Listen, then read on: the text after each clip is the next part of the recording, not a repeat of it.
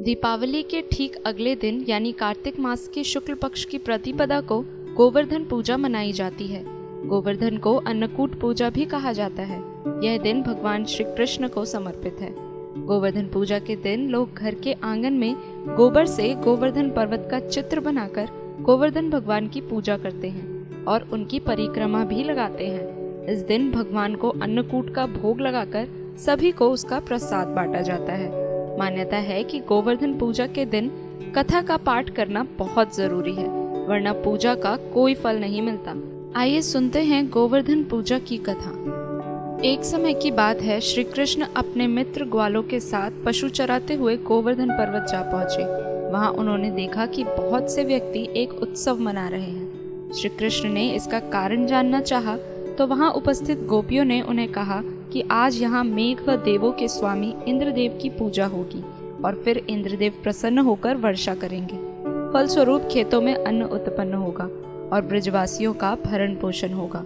यह सुन श्री कृष्ण सबसे बोले कि इंद्र से अधिक शक्तिशाली तो गोवर्धन पर्वत है, जिसके कारण यहाँ वर्षा होती है और सबको इंद्र से भी बलशाली गोवर्धन का पूजन करना चाहिए। श्री कृष्ण की बात से सहमत होकर सभी गोवर्धन की पूजा करने लगे। जब यह बात इंद्रदेव को पता चली तो उन्होंने क्रोधित होकर मेघों को आज्ञा दी कि वे गोकुल में जाकर मूसलाधार बारिश करें। भयावह बारिश से भयभीत होकर सभी गोप वाले श्री कृष्ण के पास गए। यह जान श्री कृष्ण ने सबको गोवर्धन पर्वत की शरण में चलने के लिए कहा। सभी गोप वाले अपने पशुओं समेत गोवर्धन की तराही में आ गए। तत्पश्चात श्री कृष्ण ने गोवर्धन पर्वत को अपनी कनिष्ठिका उंगली पर उठाकर छाते सा तान दिया। इंद्रदेव के मेघ 7 दिन तक निरंतर बरसते रहे, किंतु श्री कृष्ण के सुदर्शन चक्र के प्रभाव से व्रजवासियों पर जल की एक बूंद भी नहीं पड़ी। यह अद्भुत चमत्कार देख इंद्रदेव असमंजस में पड़ गए। तब ब्रह्मा जी ने उन्हें बताया कि श्री कृष्ण भगवान विष्णु के अवतार हैं। सत्य जानकर इंद्रदेव श्री कृष्ण से क्षमा याचना करने लगे।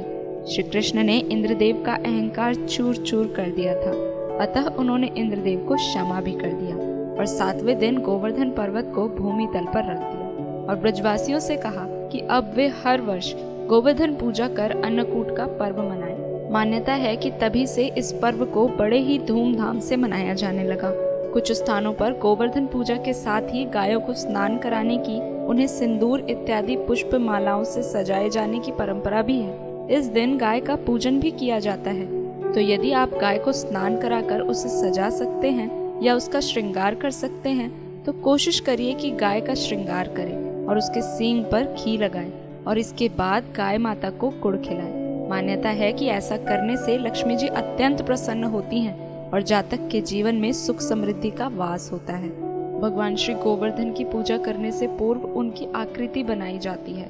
जब गोवर्धन की आकृति तैयार हो जाए तो मध्य में भगवान श्री कृष्ण की मूर्ति रखें। साथ ही नाभि के स्थान पर 1 कटोरी जितना गड्ढा बना लें और वहां 1 कटोरी या मिट्टी का दीपक रख दें। इसके बाद उस पात्र में दूध, दही, गंगाजल, शहद और बताशे इत्यादि डालकर पूजा करें। इसके बाद गोवर्धन पूजा मंत्र का पाठ करें और कथा का श्रवण करें। इस प्रकार गोवर्धन की पूजा करने से अत्यंत शुभ और फलदायक फल की प्राप्ति होती है।